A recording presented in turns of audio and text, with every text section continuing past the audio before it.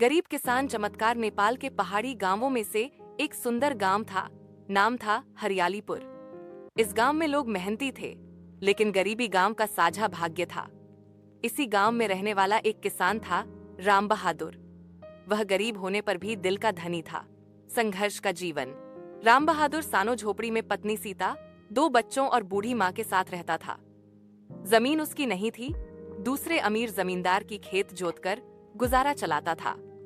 सुबह सवेरे उठकर हल लेकर खेत की ओर जाता, शाम को थककर लौटता। उसका जीवन इसी चक्र में सीमित था। तर समस्या यह थी कि मेहनत के अनुसार फल नहीं मिलता था। कभी बाढ़ आती थी, कभी सूखा पड़ता था, कभी कभी रोग से फसल नष्ट हो जाती थी। पैसे न होने के कारण खाद और बीज भी अच्छी तरह से नहीं डाल पाता था। गांव के धनी जमींदार उसे देखकर उपेक्षा करते थे। हे राम बहादुर, दिन रात पसीना बहाकर भी तेरी हालत नहीं सुधरती। हम जैसे जमीन होती तो तुझे भी मजा आता। लेकिन राम बहादुर मुस्कुराते हुए कहता, भाग्य से झगड़ा नहीं किया जा सकता।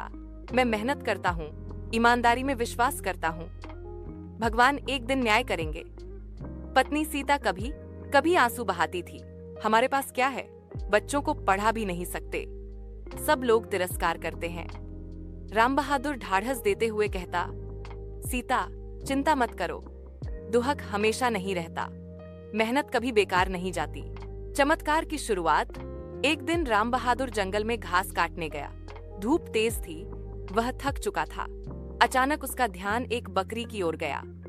वह बूढ़ा बकरा एक बड़े पत्थर में पैर फंसाकर चिल्ला रहा था। राम बहादुर का मन पिघल गया। उसने चिरपट निकालकर पत्थर हटा दिया। बकरी तुरंत भाग गई। लेकिन आश्चर्य, पत्थर के नीचे सोने के चमकदार गोले चमक रहे थे।